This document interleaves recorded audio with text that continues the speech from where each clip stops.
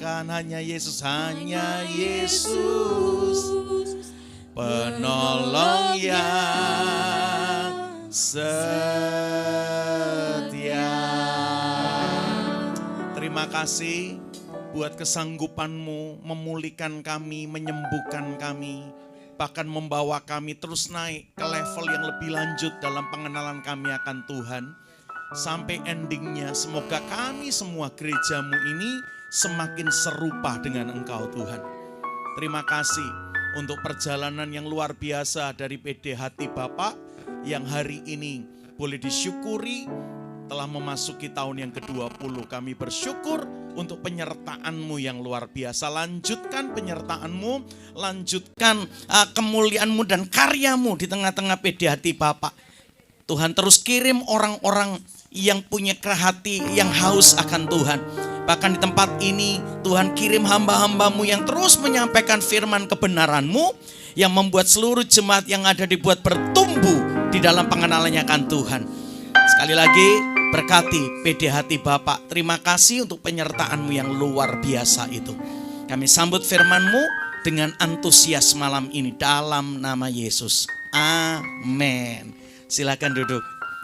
Betul, hari ini anniversary-nya PD Hati Bapak. Wah.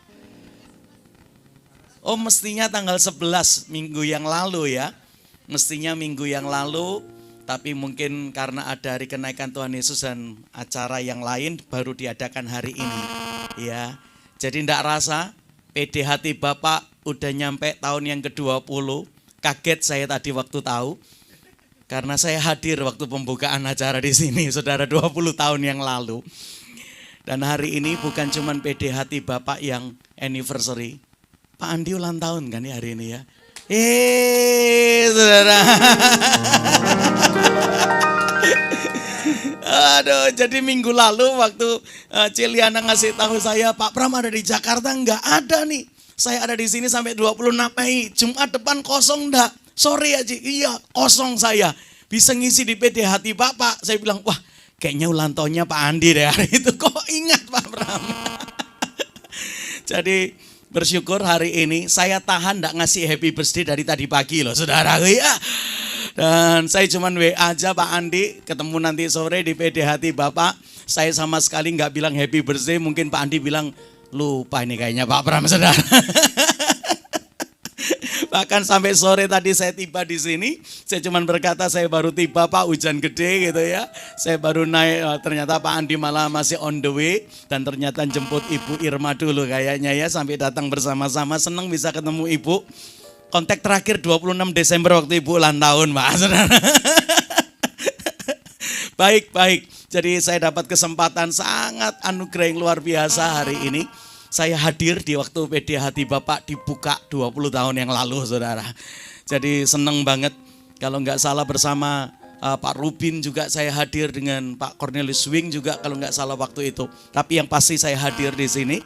Dan seneng banget hari ini bersama-sama kembali di tempat ini. Saya mau share pendek aja. Semoga bisa pendek, biasanya nggak bisa saudaraku ya. Dari kitab Injil Matius 27. Nanti Bapak Ibu baca sendiri ayatnya mulai ayat 15. Sampai ayat yang ke-25 atau sampai ayat yang ke-26. Saya yakin Bapak Ibu kenal cerita yang ditulis di Matius pasal 27 ini. Ya, saya ingin share tentang cerita 3 orang penjahat di seputar Yesus kita disalibkan. Ya, mungkin Bapak Ibu ngomong sama saya, Pak, bukan 2 Pak penjahatnya Pak, kok 3? Apa Yesus yang disalib di tengah termasuk penjahat? Enggak saudara. Iya, kalau yang di atas kayu salib 2 penjahat, karena Yesus yang di tengah bukan penjahat, dia penyelamat dunia. Tapi cerita penjahat yang ketiga justru ada sebelum peristiwa Golgota, yaitu di pengadilan Pilatus. Kalau Bapak Ibu ingat, hari itu setelah Pilatus melihat, menelaah, menyelidiki semua laporan tentang Yesus, ternyata Pilatus mendapati bahwa Tuhan Yesus enggak layak untuk dihukum. Enggak ada salahnya. Malah semua yang dilihat Pilatus, loh ini orang baik, ini orang luar biasa, ini ahli-ahli Farisi dan ahli Taurat, cuman karena iri, karena dengki, bilang kesaksian palsu bahwa Yesus ini pengkhianat. Ternyata setelah diselidiki, enggak demikian. Ya, akhirnya Pilatus berupaya untuk melepaskan Yesus kita dari hukuman mati yang diminta orang-orang Yahudi. Ya, dan akhirnya deadlock, dia enggak punya cara yang lain kecuali memakai kesempatan terakhir. Pas hari raya itu ada kebiasaan membebaskan orang penjahat yang diberi amnesti, yang diberi grasi, yang diberi pengampunan. Ya, Pilatus berharap Yesuslah yang dipilih orang banyak untuk dibebaskan. Ternyata tidak demikian. Pilatus panggil penjahat kelas kakap. Kalau di Indonesia bahasa saya kelas nusa kambangan, saudaraku. Namanya di kitab Injil Markus, Lukas, Yohanes cuma disebut Barabas. Hanya di kitab Injil Matius nama penjahat ini disebut Yesus Barabas. Markus, Lukas, Yohanes mencatatnya cuma namanya Barabas. Tapi Matius berkata ini orang namanya Yesus Barabas. Bar itu artinya sama dengan bin atau anak. Simon bin Yunus. Simon anaknya Pak Yunus atau keluarga Yunus gitu ya. Bar juga begitu, ini Yesus Barabas. Abbas itu Abba, Bapak. Yesus anak Bapak. Ini yang dihadapkan dan ini orang jahatnya luar biasa. Rekam jejaknya kelam banget. Pembunuh, perampok, ceritanya kelam sekali.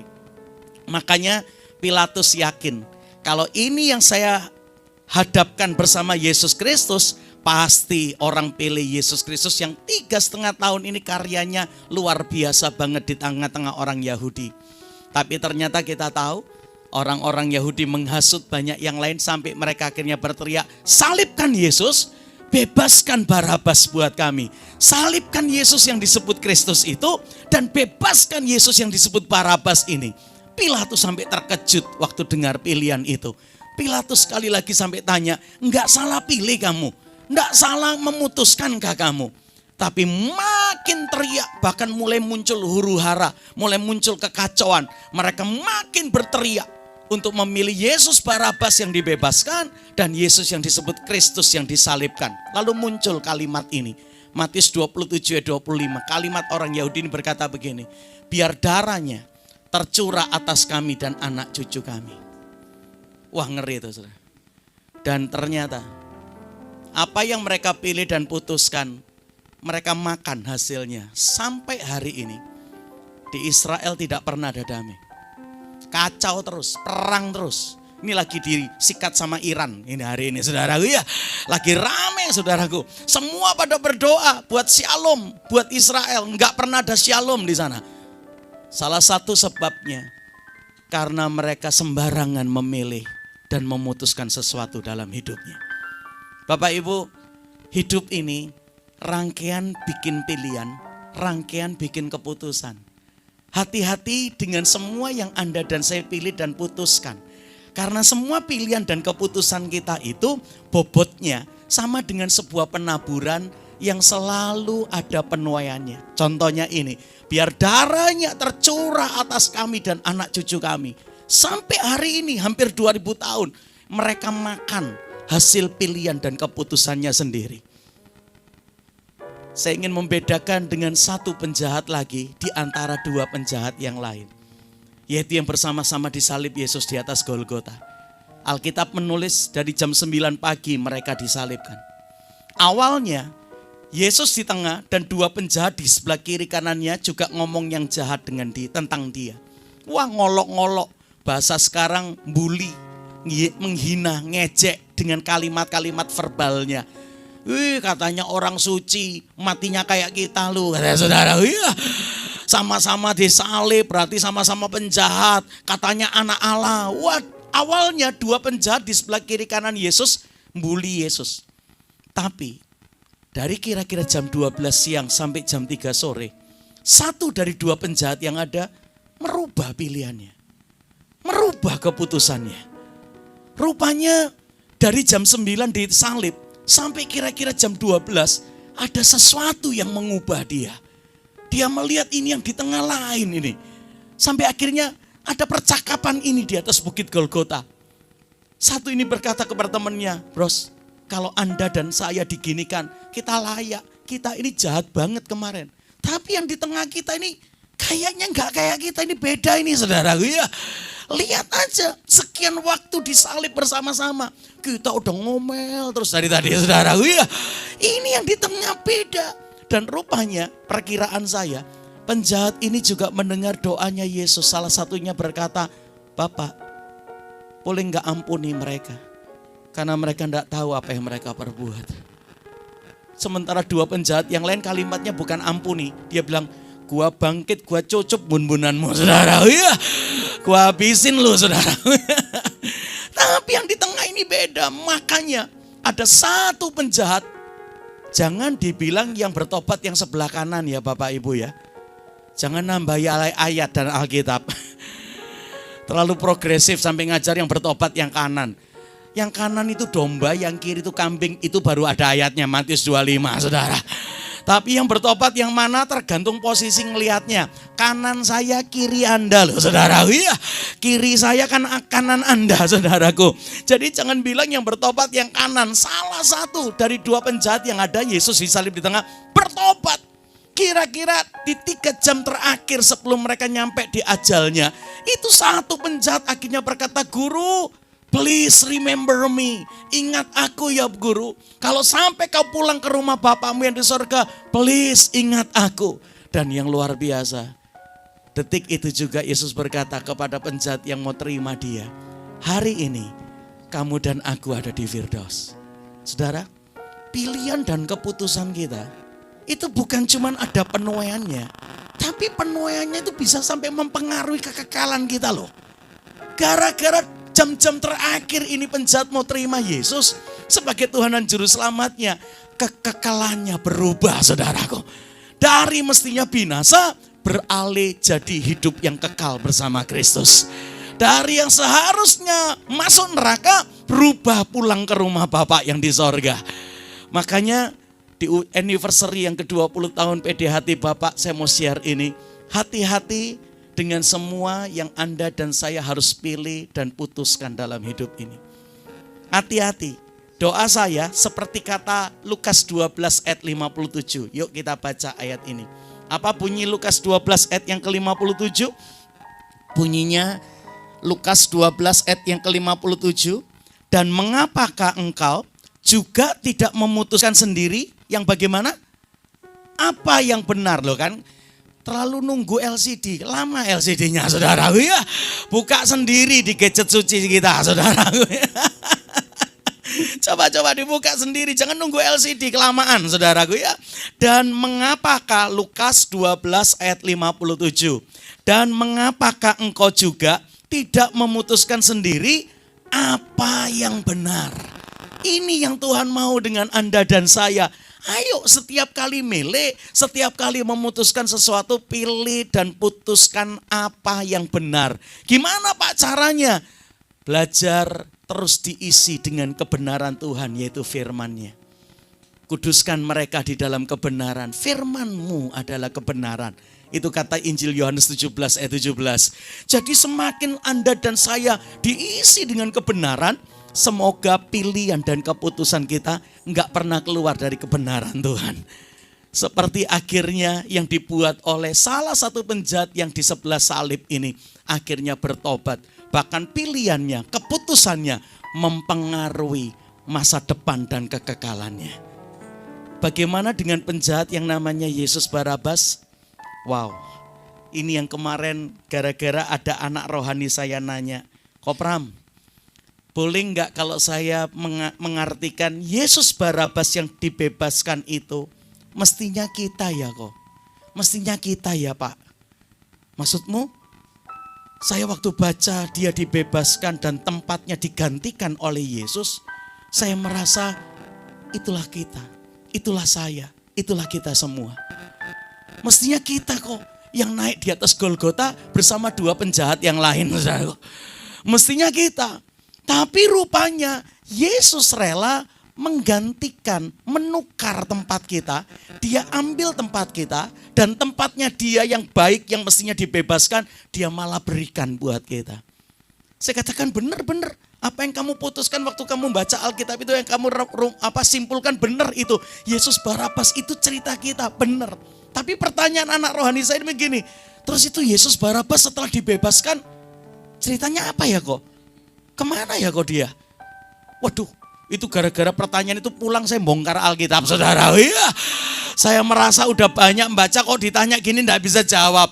Makanya saya pulang, saya baca lagi, saya keluarkan konkordan saya keluarkan beberapa catatan-catatan penting di beberapa Alkitab yang saya punya. Saya cari, enggak ketemu cerita what next. Apa kelanjutan setelah Yesus Barabas itu dibebaskan, tempatnya digantikan oleh Yesus. Enggak ada cerita. Sampai saya bilang, aneh ya. Contoh Bapak Ibu, Petrus waktu ditangkap, akhirnya diputuskan disalib. Petrus memilih disalib dengan kepala di bawah. Itu enggak ada di Alkitab kita, tapi ada di catatan gereja. Ada dalam catatan-catatan gereja yang pernah menulis Petrus akhirnya disalib dan dia meminta kepalanya ditaruh bawah, kakinya di atas karena dia enggak layak disalib kayak gurunya, kepala di atas. Itu enggak ada di Alkitab kita, tapi ditemukan di catatan sejarah gereja. Contoh yang lain, Thomas ke India, memberitakan Injil, ditangkap dan akhirnya Thomas yang pernah enggak percaya Yesus bangkit ini dikulitin di India, dimakan di India, digoreng di India karena ketemu bangsa kanibal, saudara. Itu enggak ada di Alkitab, tapi ada di catatan gereja. Tapi waktu saya cari Yesus Barabas, sama sekali enggak ada semua catatannya. Di situ saya merenung, ini orang kemana ceritanya ya? Ini orang apa cerita kelanjutannya ya? Setelah dia akhirnya dibebaskan, Yesus yang naik gantikan dia di atas Golgota bersama dengan dua penjahat yang lain yang kemungkinan komplotannya Yesus Barabas itu, saudara. Ya. Kemana ceritanya? Enggak ada. Dan di saat itulah aku merenung dan Tuhan cuma berkata, cuma ada dua kemungkinan, Bram. Kemungkinan yang pertama, Yesus Barabas ini memakai second chance hidupnya, kesempatan kedua hidupnya seperti yang aku mau. Tapi ada kemungkinan yang kedua, dia memakai kesempatan kedua hidupnya makin gila, saudara ya. Karena jangan-jangan dia menyimpulkan jahat-jahat begini kok ya lolos, saudara ya. Berikutnya lebih edan dia, saudaraku. Berikutnya lebih jahat dia. Waktu saya menemukan rumus itu, mana Tuhan buktinya di Alkitab yang ceritanya kayak begitu? Wah, dalam perenungan ini Tuhan buka cerita. Saudara ingat cerita Raja Hizkia di 2 Raja-Raja 20? Catat ya, 2 Raja-Raja 20. Nanti baca dari ayat yang pertama. Ada rajanya orang Israel namanya Hizkia. Hari itu sakit, bahkan sakit yang cukup parah. Dia udah berdoa untuk kesembuhan. Ternyata bukan itu keputusan Tuhan. Hari itu ada nabi namanya Yesaya disuruh Tuhan, kamu pergi ke Hizkia, beritahu sakitnya tidak akan bikin dia sembuh. Malah sakit ini membuat dia harus berpulang. Beritahu itu hambaku Hizkia. Wah, saya bilang keren ini Hizkia.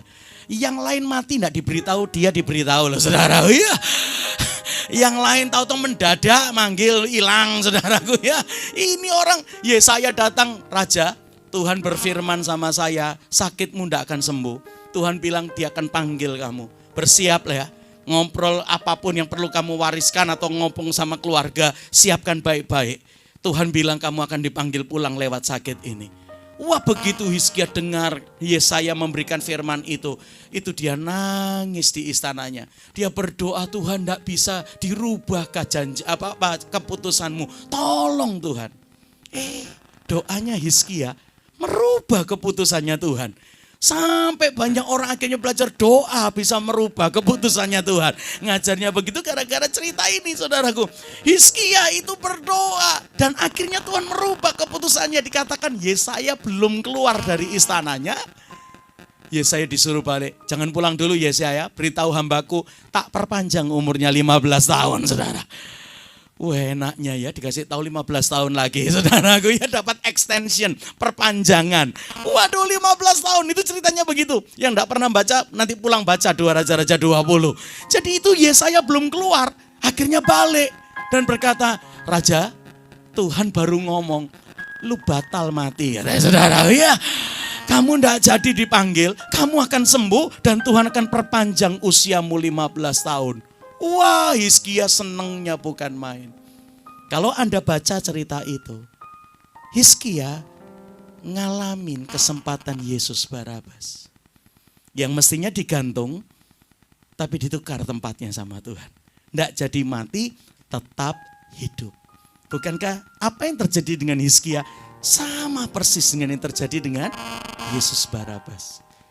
Tapi sayang, Hizkia diperpanjang umurnya 15 tahun, malah downgrade kerohaniannya, malah merosot kerohaniannya. Tukang flexing, suka pamer, saudara ya.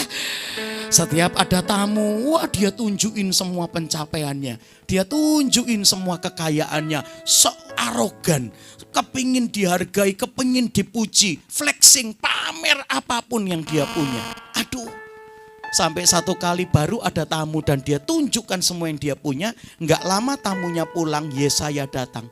Nabi tanya, siapa yang datang tadi? Tamu dari Babel, dari tanah Sinear. Apa yang sudah kamu tunjukkan? Semua yang saya punya tak tunjukin. Lalu Nabi Yesaya bilang, Tuhan berfirman, semua yang sudah kamu tunjukkan, semua akan diambil dan dibawa ke Babel, dibawa ke tanah Sinear. Kamu pamer semua, buat apa? Waktu Hizkia dengar begitu, kaget dia. Gitu ya Nabi ya. Tapi kapan itu terjadi ya Nabi? Semua yang tak tunjukkan dibawa ke Babel kapan? Nanti setelah kamu sudah gak ada generasi yang kesekian. Begitu Hizkia dengar begitu, kalimatnya, selamat gak terjadi zamanku saudaraku. Ya udah biarin kalau begitu, terjadinya nanti bukan saya kok, bukan zaman saya kok. Ini raja kayak begini jangan dicoblos nanti 2029 saudara ya. Ini mikir dirinya sendiri, gak mikir generasi saudara. Oh terjadinya nanti toh, bukan zaman saya. Ya sudah kalau begitu. Saya waktu baca Hizkia, ini raja diperpanjang umurnya, diberi kesempatan kedua hidup, malah turun, malah merosot. Waduh, ini Yesus Barabas yang tadi nggak ada ceritanya, jangan-jangan bisa menggenapi versi Hizkia. Setelah diberi second chance, setelah diberi kesempatan kedua, dia nggak pakai kesempatan kedua itu seperti yang Tuhan inginkan. Dia malah ancur-ancuran, rohaninya turun, pamer, tambah gila, arogansinya, sombongnya tambah meningkat. Aduh, bahkan gak mikir generasi, cuman mikir dirinya sendiri, zamannya sendiri. Bagaimana dengan cerita di Filemon? Wah, di Filemon itu pendek sekali, cuman satu fatsal. Baca baik-baik. Ada cerita yang versi kedua. Di Filemon itu ada nama yang dimunculkan Paulus, namanya Onesimus. Ternyata Onesimus ini kerja sama Filemon. Filemon itu anak rohaninya Paulus. Onesimus kerja sama dia. Selama kerja sama Filemon, walah maling saudara, iya, suka korupsi. Kalau bos nggak lihat, wah nggak kerja, buka YouTube saudara ya. Korupsi waktu saudaraku ya. Bahkan akhirnya ngambil uangnya Filemon. Bahkan kemungkinan yang dicolong, yang dimaling cukup besar, nominal gede. Sampai Filemon jengkel, gregetan, dilaporkan polisi, dimasukkan ke pengadilan, dan akhirnya Onesimus ditangkap dan dipenjara. Di penjara ketemu Rasul Paulus. Rasul Paulus sama nyolongnya, oh ini beda, ini masuk penjara karena Injil saudara ya. Kalau Paulus yang sekarang ada di penjara beberapa narkoba, bukan karena Injil saudara ya.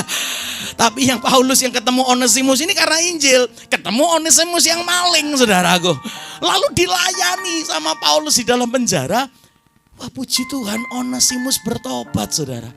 Onesimus mau terima Tuhan, mau terima kebenaran, mau dipimpin Paulus dan hidupnya berubah. Mendekati hari kebebasannya, Paulus baru tahu, oh kamu itu kerja di anak rohaniku Filemon toh. Kamu maling uang kantor toh. Ya Tuhan, nanti nak keluar jangan buat itu lagi ya. Yang jujur ya. Iya. Paulus dari penjara ngirim surat sama Filemon yang jadi kitab Filemon di Alkitab kita. Dia bilang gini, Filemon, aku ketemu karyawanmu atau tepatnya mantan pegawaimu yang kemarin kamu perkarakan sampai masuk penjara. Tapi di penjara dia bertobat loh. Dia terima Yesus benar-benar, hidupnya berubah. Jujur, aku mau Onesimus nemenin aku terus di penjara. Tapi kayaknya sebentar lagi dia bebas. Aku tulis surat ini, boleh enggak kalau dia bebas? Terima balik dia. Terima balik Onesimus Filemon. Bahkan doaku, kata Paulus, terima bukan jadi pegawai, tapi jadi saudara di dalam Kristus. Kalau kemarin gara-gara ulahnya kamu dirugikan, aku keluar penjara tak ganti deh. Saya kembalikan apa yang diambil Onesimus kepadamu. Nanti aku kalau keluar penjara, saya beri pertanggungan jawab. Aku tidak nyuruh kamu membebaskan gitu aja, aku yang ganti. Karena aku mau garansi ini orang di penjara berubah hidupnya. Terima Yesus sungguh-sungguh. Kalau boleh setelah dia keluar, terima dia balik ya. Rupanya Paulus itu disegani sama Filemon. Sampai dia terima nasihat bapak rohaninya. Gitu toh, ya sudah deh. Akhirnya waktu Onesimus keluar, diterima balik sama Filemon. Karena memang Paulus di penjara ngomong, nak keluar ketemu Filemon ya, minta maaf ya. Nanti apa yang kamu rugikan, saya yang ganti nanti. Tapi pastikan kamu berubah. Dan waktu dia balik keluar diterima sama Filemon. Bahkan kerja kembali. Onesimus ini Yesus Barabas versi kedua yang sorga mau. Ketika diterima balik, kali ini dia kerja beneran. Dia gak mau maling, dia jadi orang yang jujur. Mau receh, mau nominal gede, jujur. Gak lagi korupsi waktu, gak lagi korupsi ini itu. Dia kerja bener-bener. Sampai Filemon lihat, bener ini orang bertobat. Akhirnya kalau saudara baca Kolose 4, Filemon, Tikhikus, dan Onesimus akhirnya jadi tim pelayanan Paulus ke beberapa banyak tempat. Ini orang gak jadi pegawai lagi, jadi saudara. Kenapa? Karena ketika diberi kesempatan kedua, dia pakai kesempatan keduanya itu baik-baik. Wah. Jadi kalau Anda dan saya sama dengan Yesus Barabas yang tempat kita digantikan oleh Yesus.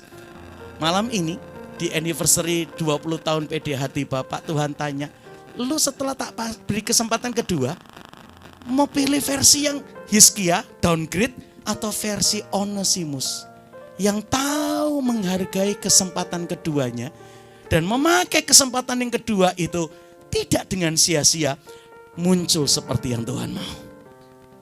Wah, saya punya kawan, waktu dengar saya sharing ini, dia memberi kesaksian yang confirm dengan kebenaran ini. Dia bilang, Kopram ingat enggak, saya dulu dipegangin sebuah branded lokal furniture. Saya bangun sampai berhasil. Tapi lokal branding, merek lokal furniture yang saya kerjakan. Tapi puji Tuhan berhasil. Sampai saya dibuat kaya dengan semua pekerjaan itu. Tapi rupanya hari itu aku tidak siap sukses. Aku tidak siap diberkati. Saya malah arogan dan sombong sekali. Sampai lewat yang disebut mismanagement.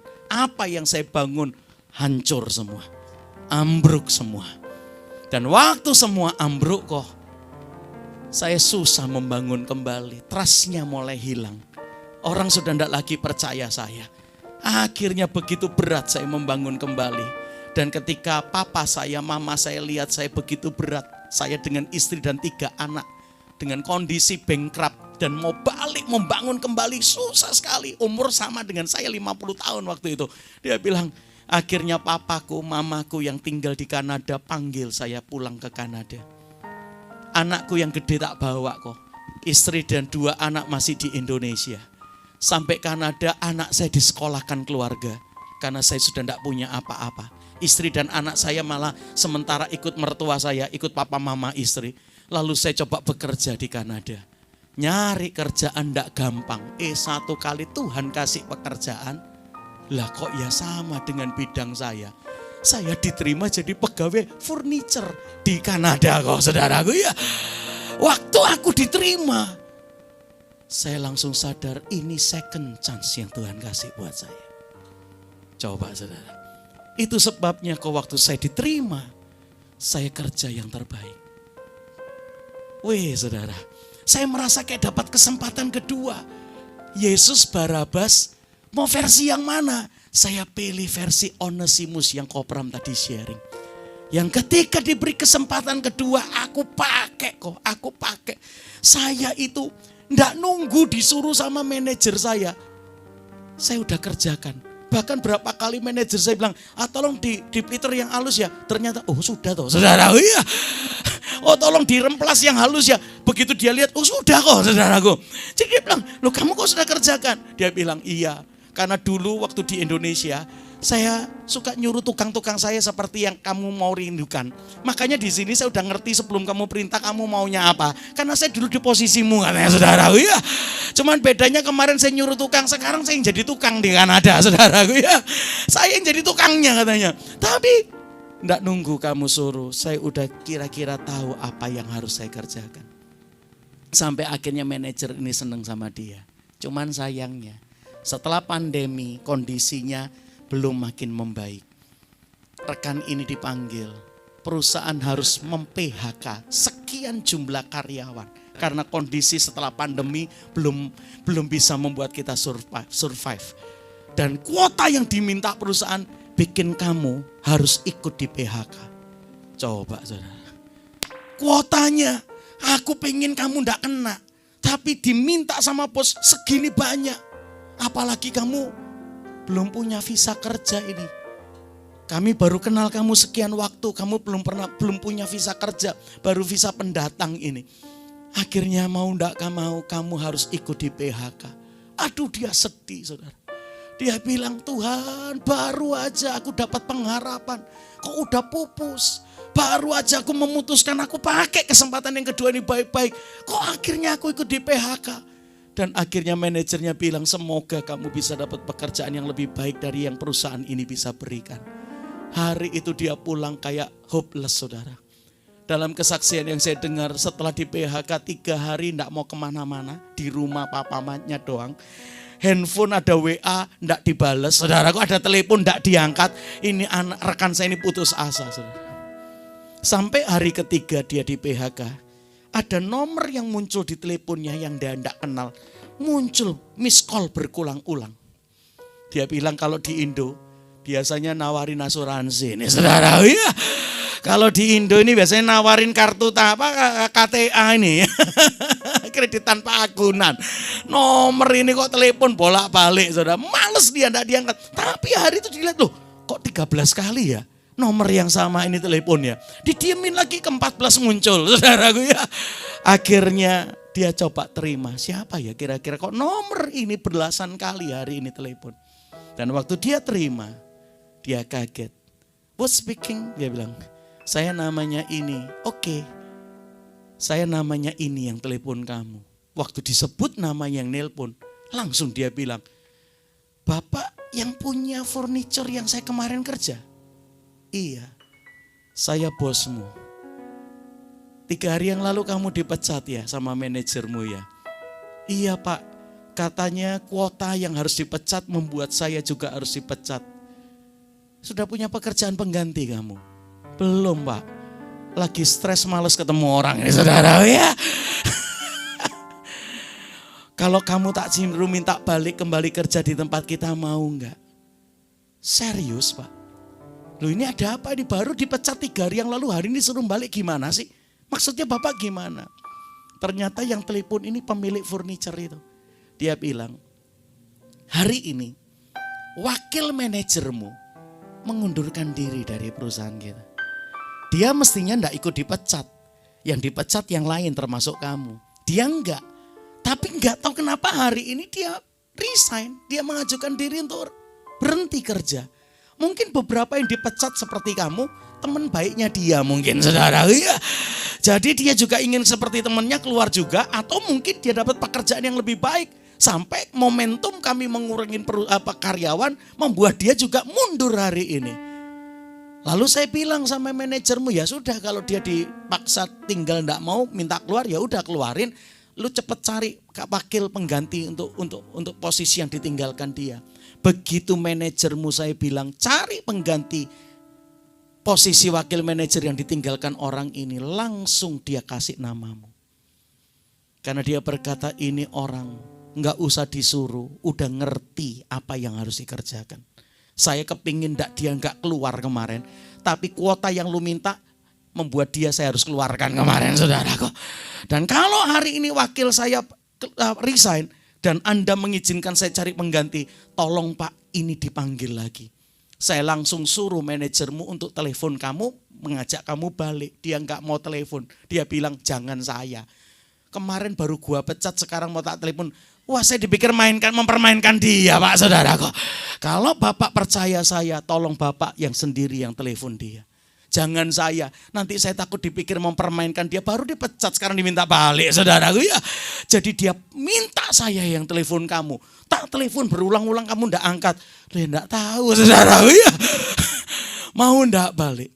Kalau balik, bukan jadi tukang, tapi jadi wakil manajer. Nangis rekan ini.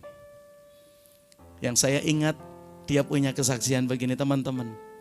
Kalau Tuhan beri kesempatan kedua, berapa kali kesempatan kedua yang Tuhan beri, kadang gak mulus-mulus amat, kadang gak rata-rata amat.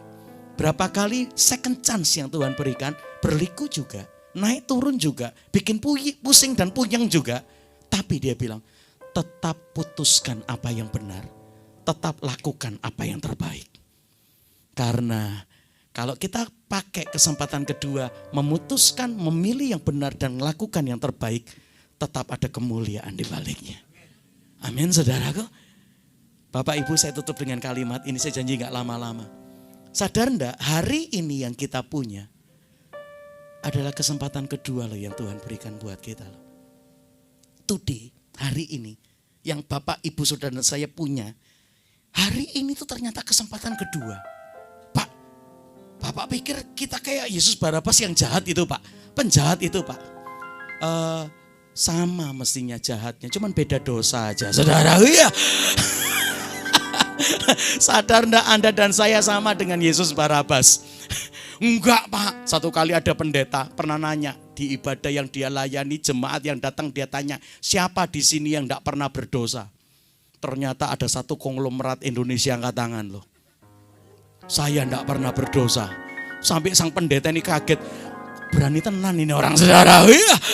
Bapak betul enggak pernah berdosa. Dia bilang, saya seorang pengusaha yang gentleman. Saya enggak pernah makan uang karyawan saya. Saya enggak pernah membohongin klien saya. Bla bla bla bla bla bla. Dia cerita. Oh ya? Jadi Anda yakin Anda enggak pernah berdosa? Yakin Pak Pendeta. Waduh, berani tenan ini orang. Tahu-tahu Bapak Pendeta yang nanya ini diberi hikmat. Coba tanya dia, pernah bohongin istrinya enggak? Pak, pernah bohongin istri Pak? Ternyata orang yang angkatan ini bilang, apa itu termasuk dosa katanya, saudara? Ya. Walah, saudaraku, Anda dan saya we are the sinner. Kita ini pendosa, cuman dosanya aja beda, saudara. Ya. Coba beritahu kiri kanan, sama bro, sama Yesus Barabas kita ini, saudaraku. Ya. Cuman dosanya aja yang beda, saudaraku. Tapi sama, all us atau semua kita adalah we are the sinner. Kita adalah pendosa. Cuman dosanya aja beda. Tapi sekali lagi Yesus sudah tukar tempat kita. Yesus sudah tukar tempat Anda dan saya. Dia yang naik dan dia yang mati supaya kita enggak jadi mati. Tapi setelah itu kan kita enggak kayak dua penjahat yang lain menemui ajalnya. Kalau enggak mati malah dibunuh loh yang terakhir. Karena hari itu mesti dibunuh dan dimakamkan. Kita nasibnya enggak seperti tiga yang di Golgota yang harus mati. Tapi ada yang bebas kayak Yesus Barabas, setelah itu bebas. Nah setelah itu what next? Bisa versi Hizkia, bisa versi Onesimus. Rekan saya ini pakai versi Onesimus. Walaupun dia berkata berapa kali second chance. Enggak mulus-mulus amat. Enggak rata-rata amat. Tapi tetap putuskan yang benar. Tetap lakukan yang terbaik. Ada kemuliaan Tuhan di baliknya. Dan waktu itu rekan ini juga yang akhirnya ngomong, setiap hari yang Anda dan saya punya, itu second chance yang Tuhan berikan buat kita. Apalagi kalau nole yang kemarin kita buat, yang minggu lalu yang kita buat, yang tahun lalu kita buat. Kadang-kadang nole kita malu sendiri, gila ya. Kenapa kemarin kita buat itu ya. Dan kalau Anda dan saya masih ada hari ini, hari ini yang kita punya second chance loh. pekan ini karena di luar negeri dia punya kalimat begini. Yang kemarin itu namanya past tense. Yang akan datang itu namanya future tense. Tapi yang hari ini itu namanya present tense. Present itu hadiah. Gift. 17 Mei ini hadiah surga buat Anda dan saya. 17 Mei 2024 ini second chance surga yang dia berikan buat Anda dan saya. Boleh nggak pastikan hari ini lebih baik dari kemarin? Waktu jadi suami, jadi istri, mau jadi pegawai, mau jadi pedagang, mau jadi bos, mau jadi hamba Tuhan. Boleh nggak hari ini harus lebih baik dari kemarin? Bagaimana besok Pak? Besok belum tentu milik kita. Jangankan besok, 2 jam lagi belum tentu milik kita. Tapi detik yang kita punya hari ini pastikan lebih baik dari yang kemarin. Kalau besok masih menjadi milik Anda dan saya, pastikan besok juga lebih baik dari hari ini. Dan terus ke depan makin serupa dengan Kristus. Saya tutup dengan Ibrani 3 ayat 7. Mari kita baca yuk kitab ayat-ayat terakhir ini. Nanti kunci F ya Mas ya. Ibrani 3, baca ayatnya yang ke-7. Begini bunyinya 7 dan 8. Ibrani pasalnya yang ketiga, ayatnya yang ke-7 dan ayatnya yang ke-8. Begini dikatakan, sebab itu seperti yang dikatakan Roh Kudus. Pada kapan? Loh kan? Nggak usah nunggu LCD kelamaan nanti saudara. Ya, pada hari ini jika kamu mendengar suaranya, janganlah keraskan hatimu seperti dalam kegeraman pada waktu pencobaan di padang gurun. Lompat ayat 14. Lompat ayat 13 dulu, 13. Tetapi nasihatilah seorang akan yang lain setiap hari selama masih dapat dikatakan kapan? Hari ini. Supaya jangan ada di antara kamu yang menjadi tegar hatinya karena tipu daya dosa. Lompat ayat 15. Tetapi apabila pernah dikatakan kapan? Pada hari ini. Jika kamu mendengar suaranya, janganlah keraskan hatimu seperti dalam kegeraman. Lompat Ibrani 4 ayat 7 yang terakhir. Dari tadi terakhir tidak selesai-selesai saudara. Ya, ini terakhir beneran ini. Ibrani 4 ayat yang ke-7. Sebab itu ia menetapkan pula suatu hari, yaitu hari ini. Ketika ia setelah sekian lama berfirman dengan perantaran Daud seperti dikatakan di atas. Pada hari ini jika kamu mendengar suaranya, janganlah. Sadar enggak hari ini present tense. Present itu hadiah, gift. Waduh. Saya pun ingin memastikan hari ini aku mau jadi suami buat istriku yang lebih baik dari hari kemarin. Aku mau jadi ayah yang lebih baik untuk anak-anakku. Saya mau jadi penatua gereja yang lebih baik buat jemaat yang Tuhan percayakan daripada hari kemarin. Dan kalau besok masih menjadi milik kita, saya mau pastikan besok lebih baik dari hari ini. Saya lebih tulus hari ini. Saya lebih rajin hari ini. Saya mau lebih rendah hati hari ini. Saya mau berubah hari ini. Wow.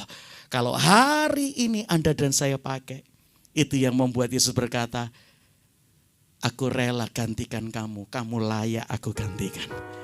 Kamu worth it aku gantikan. Aku bayar kamu dengan darahku yang mahal karena kamu memang layak dibayar mahal. Kamu pakai kesempatan yang kedua versi Onesimus. Berubah dan menyenangkan hatiku. Bangkit berdiri yuk, bangkit. Happy birthday Pak Andi. Biar sharing ini jadi kado buat Pak Andi. Ada titipan dari istri saya itu untuk Pak Andi itu, dia tidak bisa datang malam ini. Iya, biar hari ini kita mau tampil lebih baik dari hari kemarin. Ingat, mungkin saudara dan saya merasa aku bukan Yesus Barabas Pak. Saya cuma ingatkan sama. Beda dosanya aja saudara ya. Sama, we are the sinner semuanya. Karena Alkitab berkata semua kita sudah jatuh, lahir sudah jatuh dalam dosa dan kehilangan kemuliaan Allah. Tapi boleh gak hari ini yang Tuhan anugerahkan, kita mau tampil lebih baik dari kemarin. Wow, ada satu lagu mengatakan, dengan darahmu kau tebus dosaku, dengan nyawamu kau tukar hidupku. Kini aku sepenuhnya milikmu. Akulah anakmu. Sekali lagi dari awal. Dengan darahmu kau tebus dosaku, dengan nyawamu kau tukar hidupku. Kini aku sepenuhnya milikmu. Akulah anakmu, panggil namanya Yesus, Yesus, Yesus, ku berseru. Yesus, Yesus, ku panggil namamu. Pengabdianku hanya padamu. Yesus, Yesus, engkaulah Bapakku. Rekan saya yang saya saksikan tadi, ini sedang kembali ke kotanya. Dia mau bawa istri dan kedua anaknya supaya sama-sama bisa pindah ke Kanada.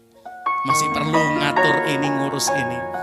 Tapi rupanya perusahaan yang sudah merekrut dia jadi wakil manajer di furniture di Kanada siap jadi sponsor, saudaraku. Dan dia berkata, Tuhan terima kasih.